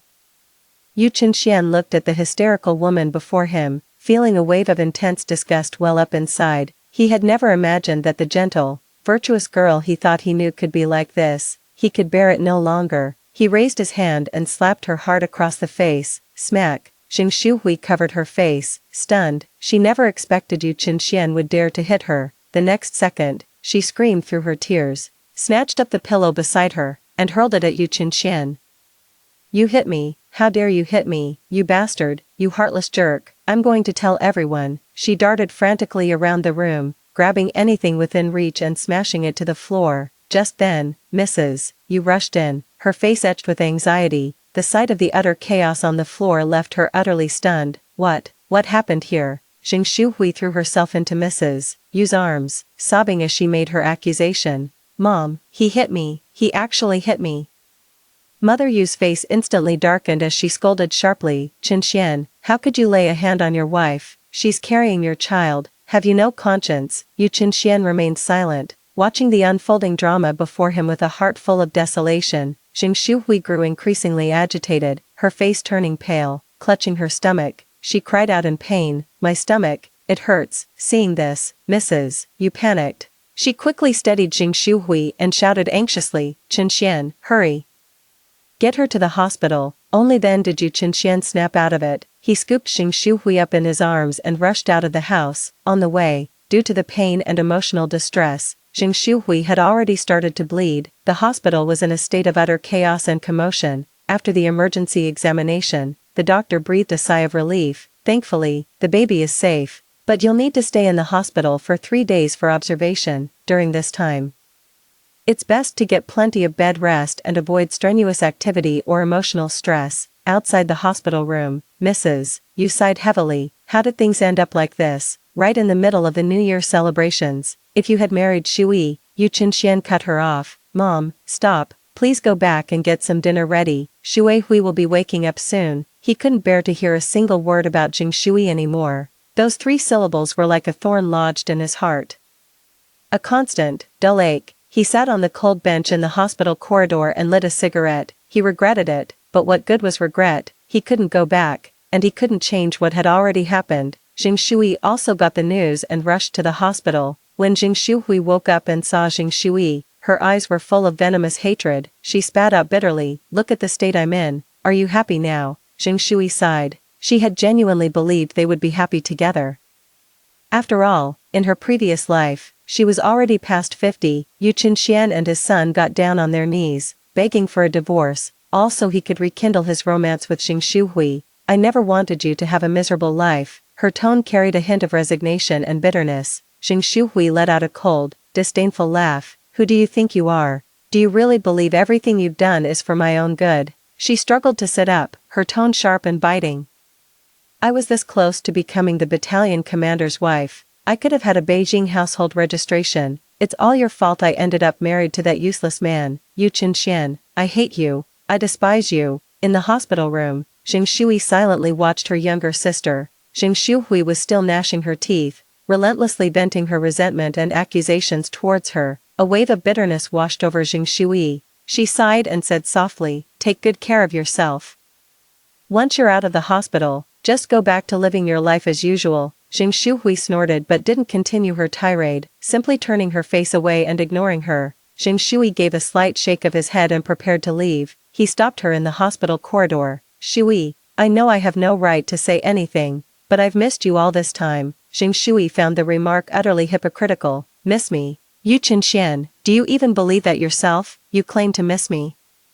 Yet you got Shu Hui pregnant. What do you take us sisters for?" Yu Qinshuan's face flushed crimson, his eyes filled with panic and embarrassment. "Shui, please let me explain." Jing Shui cut him off, her voice icy and resolute. "There's nothing to explain. You and Shu Hui even have a child together. What more is there to say? I wish you both a lifetime of happiness and love." Yu Qinshuan's hand fell limply. He was silent for a few seconds, as if lost in a memory. "I've been dreaming a lot lately. In my dreams, it's always you I'm marrying." Jing Shui was taken aback for a moment, her brow furrowing deeply. Yu Qinxian continued, "You were gentle and virtuous, you bore my children, and you worked yourself to the point of illness, but in my dreams, my eyes were only for Shu Hui. I neglected you, I hurt you, I was such a bastard. He even teamed up with our son to force you into a divorce." Faced with his anguished words, Jing Shui was unexpectedly struck by a mix of surprise and bitter amusement. She never imagined he could dream about those absurd events from their past life. "I'm sorry for what I did to you back then, and I want to make it up to you." Yu Qinxian covered his face, his voice thick with agony and remorse. Jing Shui forced down the fury in her heart, her tone icy cold. "If you truly want to make amends, then live a good life with Shu Hui, and don't come bothering me again. It's for the best. For both of us sisters." Yu Qinshuan's eyes dimmed, his tone laced with a hint of resentment and longing. "But I've always felt that it should have been you as my wife." Jing Shui's patience finally snapped, her face turned cold. "Yu Qinxian, that is not something you should say. Throughout this life and the last, he has always been wavering between 2 women, greedy to possess everything, yet unwilling to relinquish anything. Since things have come to this, there's no longer any reason to stay here." The Yu household was never truly her home to begin with. Early the next morning, Jing Shui packed her luggage and knocked on Madame Yu's door. Jing Shui pressed a bank card into her hand and said calmly, "Auntie, thank you for taking care of me all these years. This card has the money I've saved up. Please take it as a small token of my gratitude for everything you've done for me, Mrs. Yu." Was taken aback and tried to push it away. "Shui, I couldn't possibly accept this. Here, take it." Carrying his luggage, Jing Shui said flatly, "I have things to take care of at school. I should get going." With that, Jing Shui left the Yu residence without so much as a backward glance. Showing not a trace of reluctance, a long line snaked from the ticket window. When it was finally Jing Shui's turn, he was told there were no tickets left for Shenzhen. "I checked, and the earliest available ticket isn't until the day after tomorrow." Jing Shui ran a hand through her hair in frustration. Where could she go now? She couldn't just sleep on the street. Just as Jing Shui was at her wit's end, Gu Jingchuan appeared before her, laden with bags. "Shui." A surprised smile spread across his face as he hurried over. Jing Shui was also a bit taken aback and greeted him with a smile. "What a coincidence. Are you from Shancher too?" "Yeah, what's going on with you?" Jing Shui briefly explained that she couldn't get a ticket back to Shenzhen. Gu Jingchuan's voice was full of concern. "Well, how about you come to my place for the new year?" Jing Shui was taken aback for a moment and quickly waved her hands. "Oh, I couldn't possibly impose. Oh. Don't be shy," he said with a smile. "It's just me and my grandma at home, so it's a bit quiet. Having you over would liven things up. Besides, with it being the new year and all, I'd worry about you being all on your own." He paused, then added, "Please, Shui, just keep my poor grandmother company. She gets so lonely at home all by herself." His pitiful expression made Jing Shui burst out laughing. Unable to refuse such earnest entreaty, Jing Shui finally agreed. A gust of cold wind hit them as they stepped out of the station, and Jing Shui instinctively pulled her coat tighter around herself. Seeing this, Gu Jingchuan immediately took off his own overcoat and draped it over Jing Shui's shoulders. A faint, woody scent wafted around her. "You should bundle up. Shancher is much colder than Shinsher." Gu Jingchuan's home was in the old quarter of S City, a quaint two-story house. As soon as they entered the courtyard, the savory aroma of dumplings wafted over. An elderly woman with a head of silver hair stood at the kitchen door, smiling warmly at the pair. "Chuanzi, you're back. And this is..." The old lady's gaze settled on Jing Shui, and she said happily, "My goodness, you brought a real beauty home for me this year." Jing Shui lowered her head a little shyly, her cheeks flushing slightly. "Grandma, this is Jing Shui, my friend." Gu Jingchuan introduced with a smile. All right. Come on in and warm up." Grandma Gu was busy boiling dumplings, while Gu Jingchuan helped Jing Shui carry her suitcase to the guest room. The guest room wasn't large, but it was clean and tidy, and the bedding on the bed smelled of sunshine. Gu Jingchuan set down the suitcase and said gently, "You rest for a bit, the dumplings will be ready soon." Jing Shui nodded and sat down on the edge of the bed, watching the snowflakes drift past the window. She felt a profound sense of peace and tranquility she had never known before. Perhaps, she thought, this is what home feels like. That evening, they all gathered around the dining table, sharing a meal of steaming hot dumplings. Granny Gu kept putting food on Jing Shui's plate. "Shui, dear, you must come visit often. You're always welcome at Granny's." Jing Shui nodded with a smile, her heart feeling warm. After the meal, Gu Jingchuan suggested taking Jing Shui for a walk in the nearby park. The park was quiet in winter, with only a few couples nestled together, savoring the rare tranquility. Jing Shui and the others walked slowly along the lakeside, no one speaking. Snowflakes drifted down gently, settling on them like a thin, gauzy veil. "Thank you, Jingchuan," Jing Shui said softly, breaking the silence. "What are you thanking me for?" "Thank you for letting me stay with you for the new year." Gu Jingchuan looked at Jing Shui and teased with a smile. "How about repaying me by marrying me?" Jing Shui was taken aback for a moment, then let out a deliberately haughty huff. "In your dreams," her words said one thing, but a ripple of emotion stirred within her. "So, how are you going to repay me? I am, after all, the hero who rescued you from the dire straits of the train station." Jing Shui was amused by his exaggerated tone and said with feigned seriousness, "A hero? It looks to me more like you're trying to take advantage of the situation." He pretended to ponder for a moment, then said with mock seriousness, "Let me think. How about you cook me one meal a day until school starts?" Jing Shui couldn't help but roll her eyes. "In your dreams, my cooking is pretty average, you know." He looked at Jing Shui with a smile. "That's fine, I'm not picky. Besides, Even if your cooking is terrible, I'd still eat every last bite. Jing Shui couldn't help but laugh at his shameless antics. Is that your idea of showing gratitude? You're clearly just trying to take advantage of me. Sigh. I guess I'm just not charming enough. He let out a deliberately dejected sigh, then suddenly leaned in close to Jing Shui. Well then, should I try a little harder? Jing Shui felt her cheeks grow warm and hastily took a step back. You better not try anything. He couldn't help but laugh at the flustered look on Jing Shui's face. Just kidding. He reached out and gently ruffled Jing Shui's hair. Let's go. Time to head back, or Grandma will start to worry. Back at the Gu residence, Granny Gu had already prepared a steaming bowl of ginger tea, saying it would ward off the chill and warm the body. Jing Shui held the bowl of ginger tea, soaking in the warm and cozy atmosphere of the Gu family home, for the first time. A flicker of hope for the future stirred in her heart. Perhaps letting go of the past and starting anew wasn't such a bad thing after all. On New Year's Eve, brilliant fireworks lit up the entire night sky outside the window. The deafening sound of firecrackers rose and fell in waves. Standing by the window, Jing Shui felt a strange sense of detachment, as if a lifetime had passed in a daze. Happy New Year, Jing Shui. He leaned in close, his warm breath brushing against Jing Shui's ear, sending a faint, ticklish sensation through her. Jing Shui turned her head, meeting his deep, penetrating gaze. In that moment, time seemed to stand still, and her heart skipped a beat. Happy New Year, Jingchuan. He leaned close to Jing Shui's ear and whispered, I like you, Shui. I've liked you since we shared a desk in elementary school. Outside the window, fireworks continued to bloom in the sky, their brilliant colors illuminating both Jing Shui's face and Gu Jingchuan's.